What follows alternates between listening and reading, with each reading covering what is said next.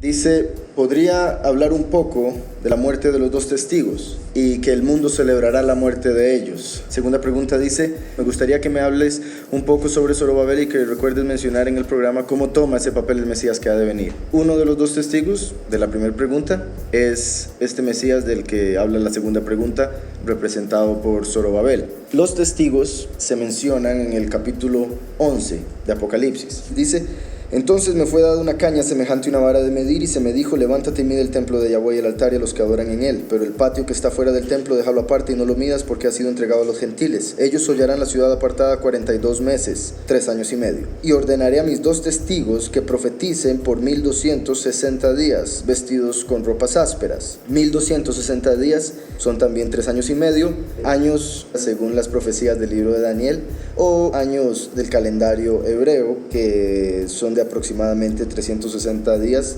pueden variar un día o 2 días dependiendo de cómo se den las lunas a través del año, pero es casi como se podría decir el círculo perfecto, ¿verdad? El ciclo perfecto de 360 grados, 360 días. Los 1260 días se dividen en 3 años y medio y es el tiempo que van a profetizar los dos testigos, los dos profetas que envía Yahweh. Dice el versículo 4, estos testigos son los dos olivos y los dos candelabros que están de pie delante del Elohim de la tierra. Si buscamos ese término en la escritura, lo podemos encontrar en Zacarías 4, que curiosamente es en el libro de Zacarías donde se menciona o se habla de Zorobabel bastante. O sea, el libro en el que más se habla de Zorobabel es en el libro de Zacarías, y de hecho la relación que hay entre Zacarías y la segunda venida del Mesías está en ese libro bien claro. Dice, volvió el ángel que hablaba conmigo y me despertó como un hombre a quien se despierta de su sueño y me preguntó, ¿qué ves? Respondí, veo un candelabro de oro macizo con un depósito arriba, con sus 7 lámparas y 7 tubos para las lámparas que están encima de él. Junto al candelabro hay 2 olivos, el uno a la derecha del depósito y al otro a su izquierda. Okay, entonces dice que junto al candelabro que está viendo en la visión el profeta Zacarías, ve 2 olivos, uno a la derecha y otro a la izquierda. Dice, proseguí y pregunté a aquel ángel que hablaba conmigo, ¿qué es esto, soberano mío? Y el ángel que hablaba conmigo me respondió, ¿no sabes qué es esto? Le dije, no, soberano mío. Entonces siguió diciéndome, esta es la palabra de Yahweh para Zorobabel. Entonces aquí vemos una conexión directa, como pueden ver en este capítulo, entre Zorobabel y los 2 olivos que están a cada lado del candelabro. Y como acabamos de leer en Apocalipsis 11, los 2 testigos son los 2 olivos. Entonces ahora la escritura está identificando a uno de ellos, puesto que dice, esta es la palabra de Yahweh para Zorobabel. Ahora bien, antes de continuar con ese capítulo, hay algo que debemos entender. La primer venida del Mesías, el primero, en lo que respecta a las profecías de Yahweh diciendo ser el primero y el último, Yahushua el Mesías hace 2000 años se presentó como la primera manifestación de Yahweh en la tierra, y junto a él vino Yahuhanán el Inmersor, conocido como Juan el Bautista, que según Yahushua dijo, Yahuhanán es Eliyahu, que había de venir según el libro de Malaquías. El profeta Malaquías dijo que Eliyahu tenía que volver para preparar el camino para el Mesías, y así lo hizo Yahuhanán. Después el mismo libro de Malaquías, en el capítulo 4, menciona que Eliyahu debe venir una última vez antes del final de los tiempos, junto a la segunda venida, junto al ángel del pacto, el arcángel Micael hecho carne, como lo hablamos en el programa anterior, y como lo dice Daniel 12:1, que se levantará Micael, el gran príncipe que está de parte de los hijos de tu pueblo. Entonces, la primer venida de Yahushua vino con Yahuhanán el Inmersor, y ellos se presentaron como 2 testigos de Yahweh, puesto que el mismo Yahushua dijo que él venía a dar testimonio del Padre, puesto que si daba testimonio de sí mismo no era válido, pero sí dijo que aún si diese testimonio, sí sería verdadero, refiriéndose a una segunda venida en la que se presentaría su ángel a dar testimonio de Yahushua. Y repito eso, Yahuhanán dio testimonio de que venía el Mesías vino y dio testimonio del Padre Todopoderoso que trae salvación, y profetizó que la segunda venida sería a través de el arcángel, quien daría testimonio de Yahushua, puesto que Yahushua es el camino al Padre. Entonces, la primera venida es como 2 testigos, Yahuhanán y Yahushua. La segunda venida se repite. Esta vez, la segunda venida o la segunda manifestación, el último, es el testigo como Moshe, que se le profetizó en Deuteronomio a Moshe que Yahweh había de enviar de entre sus hermanos, refiriéndose a la tribu de Efraín. Y es por eso que los judíos esperan 2 Mesías diferentes: el Mesías hijo de Yahudá o Judá, y el Mesías hijo de Yahusef o José. Como sabemos, Yahushua al venir, su carne era de la descendencia de Yahudá, de David. Entonces la segunda venida tiene que darse a través de la descendencia de Yosef o Yahusef, como se le cambió su nombre cuando estuvo en la cárcel en Egipto, y de Yahusef a través de Efraín, puesto que Yahusef tuvo dos hijos, Manasés y Efraín. Entonces estas dos manifestaciones a través de estas dos tribus también se reflejan claramente en la bendición que se le da a las tribus en Génesis 49, que de verdad que es bastante revelador leer este capítulo una vez que uno entiende que se refiere a dos diferentes manifestaciones de Yahweh. Ahora, volviendo con el tema, así como Yahushua y Yahuhanán se presentaron hace 2000 años como testigos de Yahweh, ahora en estos tiempos finales se presentará Eliyahu y Hanok, o el testigo como Eliyahu y el testigo como Moshe. Y dije primero Hanok y después Moshe porque hay una conexión directa entre estos dos profetas. Y por eso es que hay diferencias entre pastores o escatólogos, personas que estudian la escritura, diferencias en pensamientos con respecto a los dos testigos. Algunos dicen que son Elías y Moisés, otros dicen que son Elías y Enoc. Pero en realidad, entre más vemos la escritura y la forma en que Yahweh cumple las cosas, podemos ver que tanto Enoc como Moisés son reflejos o representaciones de la segunda venida, del último. Por ende, el decir que es Eliyahu y Hanok es casi que lo mismo que decir Eliyahu y Moshe, en una manera representativa, sin contar lo de las reencarnaciones, que como les digo, eso sería tema para otro momento. Entonces, en la segunda venida se tiene que presentar el testigo como Moshe, que está representado en el libro de Zacarías por Zorobabel.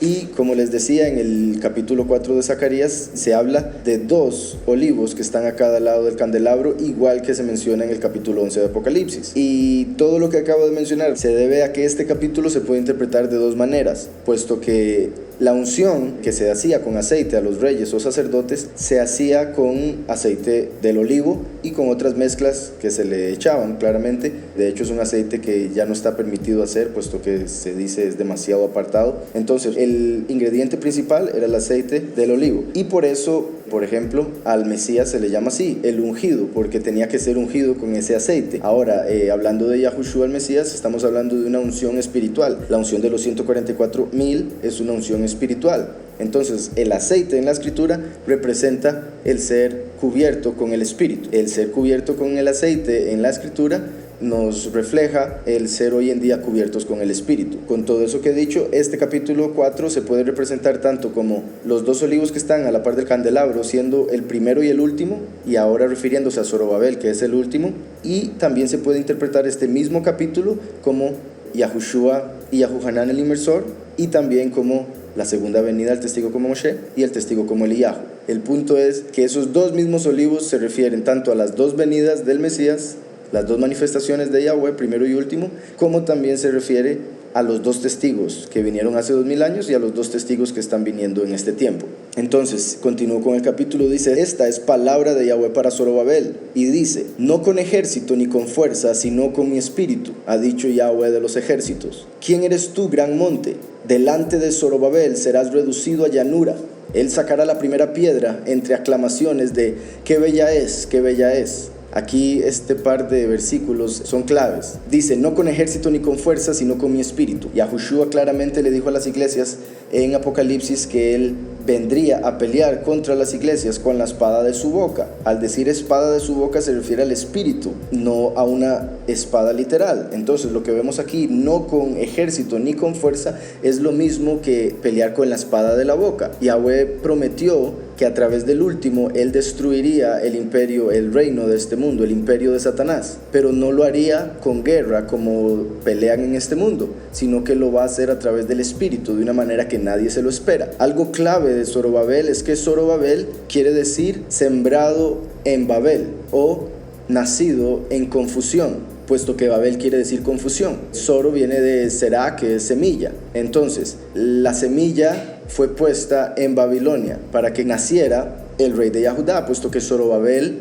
era el legítimo rey de Yahudá, pero en ese tiempo estaban en exilio y por ende él no tenía el reinado, hasta que en este momento, en este capítulo, se le está prometiendo el reinado. Ahora bien, que quede claro, Zorobabel, un par de capítulos después, desaparece de la escena y los comentaristas tienen sus opiniones, pero la razón por la que desaparece de la escena es porque llega a representar la unión del primero y el último, puesto que en el capítulo 6, lo pueden ver ustedes después, se hace la coronación de Zorobabel, pero en vez de poner las coronas sobre Zorobabel, se ponen sobre un sumo sacerdote que se llamaba, curiosamente, Yahushua. Entonces, lo que el libro de Zacarías nos muestra desde el capítulo 4 hasta el capítulo 6, aunque es en realidad todo el libro, pero principalmente esos 3 capítulos, es que el último, después de cumplir su misión en la tierra, ser asesinado y resucitado, se hará uno con el Mesías Yahushua, y por eso una vez que es coronado, su nombre es Yahushua, no Zorobabel. Que quede claro, históricamente fueron 2 personas diferentes, pero en el libro, y siguiendo el contexto, siguiendo la línea de lo que se está diciendo, vemos que Zorobabel se llega a convertir en Yahushua, y es por eso que desaparece de la escena. Ahora bien, el hecho de que se llama así, nacido en confusión, por un lado tiene que ver con el hecho de que el pueblo estaba en exilio cuando él nació y por eso sus padres le dieron ese nombre, pero espiritualmente la razón por la que Yahweh envió a sus padres a ponerle ese nombre es porque estaba hablando de que la segunda venida, el Mesías, o en este caso el profeta, que es como le llama la escritura verdaderamente, el profeta como Moshe, la escritura habla de 3 personas que habían de venir: el Mesías, Elías y el profeta, y por eso a Yahushua le preguntaban si él era Elías o el profeta o el Mesías. A Yahuhanán le preguntaban exactamente lo mismo. Yahuhanán, según Yahushua, era Elías, y Yahushua él mismo confirmó ser el Mesías. Entonces solo falta por venir el profeta, lo cual lastimosamente muchos musulmanes lo han usado para decir que se refiere al profeta Mohammed o Mahoma, pero no tiene nada que ver con Mahoma, porque todo lo que dice Mahoma difiere de lo que dice la Torá. ¿Y cómo sería posible que el profeta como Moshe venga a decir algo completamente diferente a lo que dijo Moshe? No tiene ninguna lógica. Empezando por ahí, por supuesto hay muchas otras razones por las que Mahoma no es el profeta que ha de venir. Y lastimosamente, a los cristianos no entender este punto tan importante de que todavía falta alguien por venir, llamado el profeta, y que Yahushua mismo dijo no ser el profeta, esto hace que los musulmanes que conocen estos versículos los usen en contra de cristianos y que los cristianos no sepan cómo contestar, y por eso hay cristianos que se han convertido al Islam, lamentablemente, por no saber defender su fe, por no saber defender lo que creen. Y por eso es que debemos estudiar la escritura, para que cuando alguien nos venga a decir cosas nos podamos defender. Entonces, no con ejército ni con fuerza, sino con mi espíritu. Yahweh va a mandar al último para que destruya a Satanás a través del espíritu que dejó Yahushua en la tierra. Por eso Yahushua dijo: yo vengo a dejar un fuego, y cómo espero que se encienda, porque el último viene a ser el fuego consumidor, así como Yahushua es el agua de vida. Zorobabel indica que el último nacería entre las naciones, a diferencia de Yahushua, que nació en Israel, en Betlehem o Belén, como le llaman comúnmente. Entonces Zorobabel indica que el último nacería en Babilonia, en el sistema, entre las naciones, en confusión, porque no sabría quién es el verdadero Elohim hasta que crecería, hasta que sería adulto, como todos nosotros, que lamentablemente se nos enseñó que era Dios, que era Jesús, y que su nombre era Jehová, etcétera, etcétera, etcétera, cosas erróneas. Entonces nosotros, creo yo, todos los que escuchan, me imagino, nacimos en confusión. Al habérsenos enseñado mentiras, doctrinas falsas, la doctrina de Roma y demás, estábamos en confusión, hasta que el Todopoderoso viene y nos saca a través de la verdad, a través de su Hijo, Yahushua el Mesías. También el hecho de que se llama Zorobabel tiene que ver con la parábola del Hijo Pródigo. Todo el mundo conoce la parábola del Hijo Pródigo y todo el mundo la interpreta, yo creo que casi que de la misma forma, de cómo toda persona es un hijo pródigo que tiene que volver al padre después de andar comiendo con los cerdos y demás, y lo cual se puede por supuesto interpretar así. Pero si se mira la historia con cuidado, vemos que el padre en esa historia tiene 2 hijos, uno que es el mayor, o sea el primero, el primogénito, unigénito, como le llama la escritura a Yahushua, al cual el padre le dice que él nunca ha hecho nada malo y que por ende todas las cosas que son de él le pertenecen también al hijo. Eso da a entender que ese hijo mayor, que nunca ha cometido ningún error, se refiere a Yahushua el Mesías, que nunca ha cometido ningún pecado, y el hijo pródigo que vuelve de comer con los cerdos es el último, que como Zorobabel nació en confusión y por eso comía con los cerdos y gastó su bendición con las prostitutas, o sea las iglesias falsas, hasta que se dio cuenta y dijo: pero yo soy un hijo del Padre Todopoderoso, porque estoy aquí entre los cerdos. Y decidió salir de la doctrina falsa y volver al Padre, y el Padre hizo una fiesta, le dio un anillo y lo vistió como un rey. ¿Por qué? Porque el último se convierte en el rey. puesto que es el gran príncipe, así como Yahushua se convierte en el gran Cohen, el gran sacerdote. Entonces todo esto está conectado con el último. Así como Moisés nació en Egipto, a pesar de ser el líder de Israel, igualmente el testigo como Moshe nacerá en el Egipto espiritual, este mundo de esclavitud, y no en Israel, la tierra prometida, que quede claro. Entonces después dice: ha dicho Yahweh de los ejércitos, ¿quién eres tú, gran monte? Delante de Zorobabel serás reducido a llanura. Él sacará la primera piedra. Yahushua el Mesías es la piedra angular, la primera piedra. Por ende, si Zorobabel es uno de los dos ungidos, de los dos olivos, y aquí dice que él sacará la primera piedra, quiere decir que la primera piedra ya había venido. Entonces se refiere al último que da testimonio de Yahushua, la piedra angular. Entre aclamaciones de qué bella es, como por ejemplo el decir Yahushua, qué bello es ese nombre, qué bello es saber el nombre del Salvador y conocerle directamente, íntimamente, a través de la oración, a través de su verdadero nombre y no a través de un nombre falso, que al final al llamar otro nombre estamos llamando a otra persona, eso es claro. Entonces el último, el testigo como Moshe, va a dar testimonio de la primera piedra, la piedra angular, el Mesías Yahushua. Dice: después me fue dirigida esta palabra de Yahweh: las manos de Zorobabel echarán el cimiento de esta casa y sus manos la acabarán. Zorobabel se le mandó a construir el templo. Curiosamente después se manda a Ciro a dar la orden para construir el templo. Entonces hay una conexión entre Zorobabel y Ciro. Pero en este caso, enfocándonos en Zorobabel, lo que se está diciendo aquí es lo que el último cumpliría espiritualmente. Recordemos que Yahushua dijo que su cuerpo es el templo. Y como sabemos, el cuerpo de Yahushua es la iglesia. Entonces los 144,000, la iglesia escogida, son el templo de Yahweh. El hecho de que aquí dice que las manos de Zorobabel echarán el cimiento de esta casa se refiere a que el testigo como Moshe empezará a reunir a los 144,000 escogidos, que son el templo de Yahweh, por ende construyendo así el templo. Dice: y sus manos la acabarán. O sea, los 3 años y medio del testimonio del testigo como Moshe va a ser el periodo de construcción del verdadero templo, que quede claro, el templo espiritual, el de personas, cada persona siendo un ladrillo, cada persona siendo una piedra, y Yahushua la piedra angular, la primera piedra. Dice: así conocerás que Yahweh de los ejércitos me envió a vosotros, porque los que menospreciaron el día de las pequeñeces se alegrarán al ver la plomada en la mano de Zorobabel.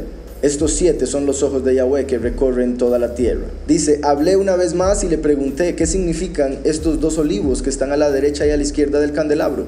Y aún le pregunté de nuevo qué significan las 2 ramas de olivo que por los 2 tubos de oro vierten su aceite dorado. Él me respondió: ¿no sabes qué es esto? Yo dije: no, soberano mío.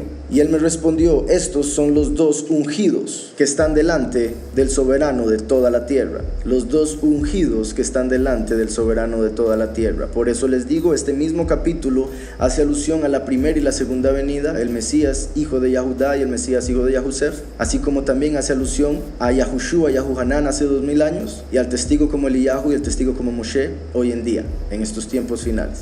Entonces, volviendo a Apocalipsis 11, dice: estos testigos son los 2 olivos y los 2 candelabros que están de pie delante del Elohim de la tierra. Me imagino que notaron lo similar a lo que acabamos de leer en Zacarías. Estoy leyendo de Apocalipsis para los que no me están siguiendo en sus escrituras. Dice: si alguno quiere dañarlos, sale fuego de la boca de ellos y devora a sus enemigos. Si alguno quiere hacerles daño, debe morir.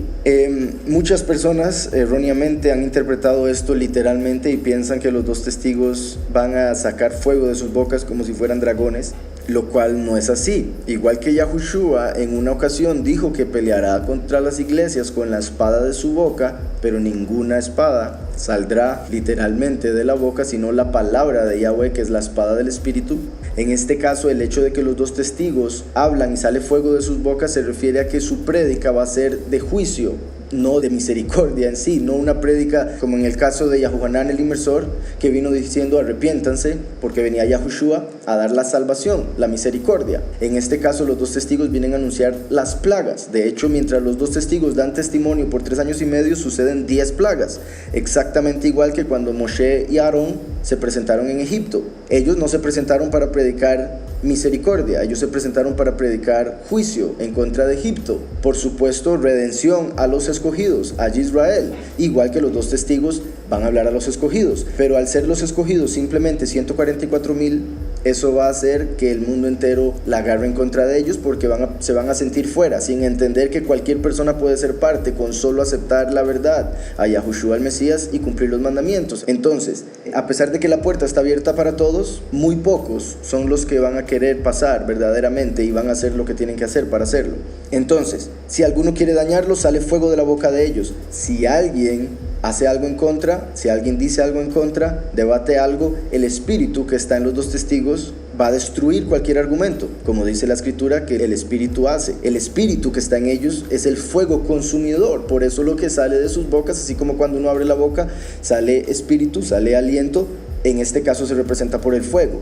Dice, y devora a sus enemigos, así como cuando uno le dice algo a una persona que destruye todo su ego, todo su entendimiento, pero después dice algo muy interesante, dice, si alguno quiera hacerles daño, debe morir de la misma manera. Entonces, una vez más, durante 3 años y medio va a haber gente que los va a querer matar, el gobierno los va a mandar a matar, el Illuminati va a mandar a matarlos, como han mandado a matar a miles de personas en el pasado. Pero la diferencia en este caso es que si alguna persona quiere matarlos con veneno, por ejemplo, va a ser envenenado. Si alguien quiere dispararles, alguien les va a disparar a ellos. Dice, estos tienen poder para cerrar el cielo, a fin de que no llueva en los días de su profecía. En la escritura vemos en el libro de Reyes que Eliyahu tenía el poder para cerrar el cielo para que no lloviera, y no llovió por 3 años y medio, exactamente el mismo tiempo que predican los 2 testigos. Entonces eso es una señal de que uno de los 2 testigos es Eliyahu. Ahora bien, el hecho de que aquí dice que tienen el poder para que cierren el cielo para que no llueva, no hay que entenderlo de una manera física, hay que entenderlo de una manera espiritual.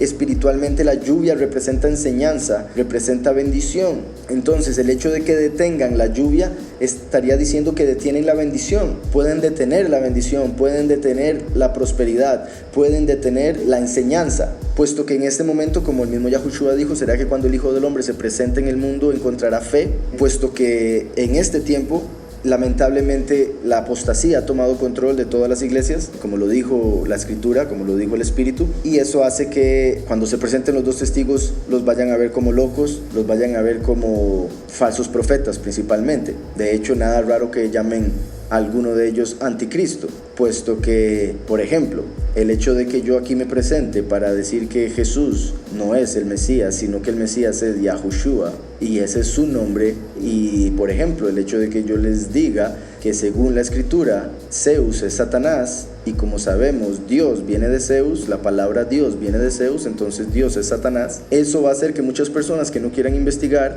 que no quieran informarse, que no quieran seguir la escritura, sino que quieren seguir una imagen, quieren seguir una doctrina, quieren seguir a un pastor, quieren seguir a un sacerdote, van a decir, este hombre está loco, este hombre es un anticristo, este hombre es un blasfemo, es un hereje, etcétera. Y de hecho ya he escuchado de todo, y como lo vemos en la escritura, por ejemplo, al camino de Yahweh, la congregación que dejó Yahweh a través de Yahushua en la tierra con sus apóstoles, los fariseos la llamaban una secta.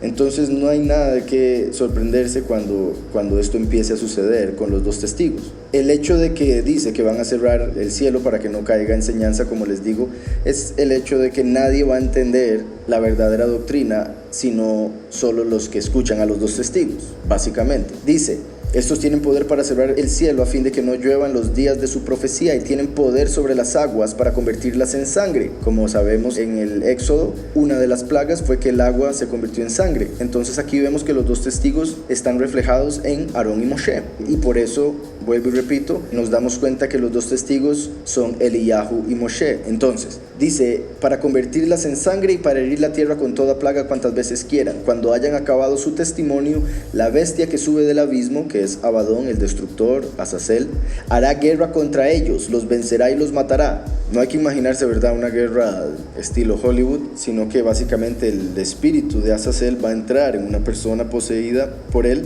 y esta persona, que sería el falso profeta, en conjunto con la primer bestia, el líder mundial, van a matar a los 2 testigos. Entonces, dice, cuando hayan acabado su testimonio, la bestia que sube del abismo hará guerra contra ellos, los vencerá y los matará. Sus cadáveres estarán en la plaza de la gran ciudad, que en sentido espiritual se llama Sodoma y Egipto, donde también su soberano fue crucificado. Sería en Israel. Como lo he hablado en otras ocasiones, el sistema mundial está dividido en 3 ramas. El nuevo orden mundial se está controlando espiritualmente desde el Vaticano, políticamente o económicamente más bien desde Inglaterra, y el armamento está en Estados Unidos. Entonces, lo que se trata de guerra se maneja desde Estados Unidos, lo que se trata de economía se maneja a través de Inglaterra, la Reserva Federal, y lo que trata con religión lo maneja el Papa. Curiosamente, cuando Pedro estuvo en Roma y escribió a los apóstoles, él se despidió diciendo que estaba en Babilonia. Entonces, Roma, espiritualmente hablando, es Babilonia. El falso profeta lo va a ocupar el puesto que lleva el título de Papa. El Papa es el líder de Roma, por ende es el líder hoy en día de Babilonia, en el sentido espiritual, sentido religioso. Es el que va a matar a los dos testigos para hacer que todo el mundo los siga a él. Los va a matar de una manera asombrosa, sorprendente, para que todo el mundo crea que es una señal del Todopoderoso. La bestia, como lo vemos en Apocalipsis 13, va a hacer descender fuego del cielo. La señal que hizo Eliyahu, que les dijo a todos: si Yahweh es el verdadero Elohim, que caiga fuego del cielo y que queme la ofrenda. Y cayó fuego del cielo, quemó la ofrenda y todo el mundo se dio cuenta que Yahweh es el verdadero Todopoderoso. Ahora bien, si conectamos todas las cosas, todo parece indicar que el momento en el que va a hacer descender fuego del cielo sería para matar a los dos testigos, haciéndolos sacrificio, igual que la historia de Eliyahu.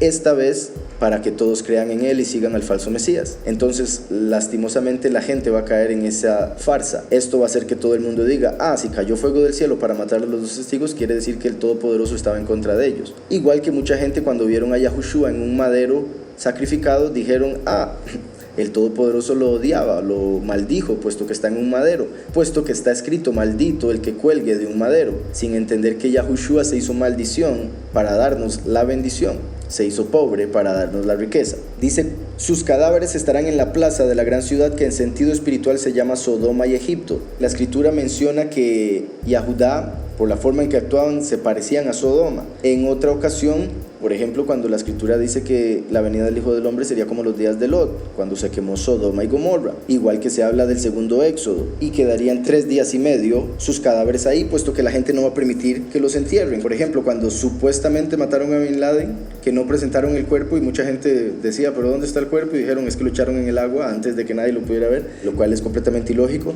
Entonces, este tipo de cosas va a hacer que la gente diga: no, nosotros queremos ver los cuerpos, queremos asegurarnos de que están muertos, entonces no los entierren. Por otro lado, el entierro se ve como algo de honor a la persona que murió. Entonces, el mundo, al odiar a los dos testigos con tantas ganas, no van a permitir que los entierren, porque sería darles un tipo de honor. O sea, van a dejar sus cadáveres afuera como si fueran perros o peor. Además de eso, dice: gentes de todo pueblo, tribu, lengua y nación verán sus cadáveres por 3 días y medio y no permitirán que sean sepultados. Los habitantes de la tierra se regocijarán sobre ellos, se alegrarán y se enviarán regalos unos a otros, porque estos dos profetas habían atormentado a los habitantes de la tierra.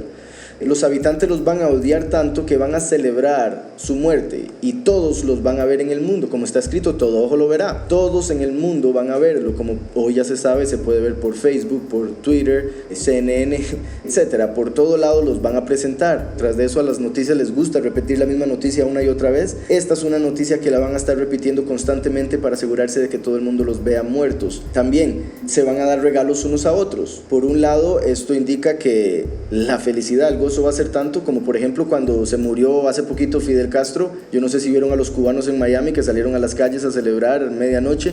Igual cuando supuestamente murió Bin Laden, los estadounidenses salieron a las calles a celebrar. Cuando mueran los dos testigos va a haber una celebración similar, pero 10 veces mayor y mundialmente, para que se den una idea. Entonces, esto que ha venido sucediendo estos últimos meses y años, con estas personas celebrando las muertes de diferentes líderes, es una representación de cómo se va a dar con los dos testigos. Dice: los habitantes de la tierra se regocijarán, se darán regalos, porque estos dos profetas habían atormentado a los habitantes de la tierra. Los dos testigos, al profetizar, al decir la verdad, atormentan a las personas. No es como que los profetas van a andar haciendo daño físico a las personas, a pesar de que las personas van a ser dañadas a través de las plagas. Los rebeldes, por supuesto. En el caso de los dos testigos, la prédica de los dos testigos va a hacer que las personas espiritualmente sean dañadas, que les duela, por decirlo de alguna manera, como cuando uno dice que María no es la madre del Mesías. El nombre de la mamá del Mesías es Miriam. María es la reina del cielo, que en la escritura dice que no tenemos nada que ver con ella. Entonces, cuando decimos que las imágenes hay que despedazarlas, etcétera, eso hace que las personas que son fanáticas a las imágenes, por ejemplo, nos lleguen a odiar. Y esto nos va a pasar a todos los que creemos en la verdad. Nos van a ver como locos, porque está escrito que las buenas nuevas del evangelio son locura para los que se pierden. Entonces aquellos que están buscando la perdición a través de sus acciones, a través de la forma en que viven, a través de la forma en que razonan y toman decisiones, va a hacer que se terminen perdiendo, y eso hace que no puedan entender la verdad. Obviamente la oscuridad no puede entender la luz, un ciego no puede ver aunque haya luz. Entonces dice: pero después de 3 días y medio el espíritu de vida enviado por Yahweh entró en ellos, se levantaron sobre sus pies y cayó gran temor sobre los que los vieron. Aquí vemos que muertos los va a ver todo el mundo, pero cuando resucitan solo los van a ver sus enemigos. Dice: entonces oyeron una gran voz del cielo que les decía: subid acá. Y subieron al cielo en una nube y los vieron sus enemigos. En aquella hora hubo un gran terremoto y la 10ª parte de la ciudad se derrumbó. Por el terremoto murieron 7,000 personas, los demás se aterrorizaron y dieron estima al Elohim del cielo.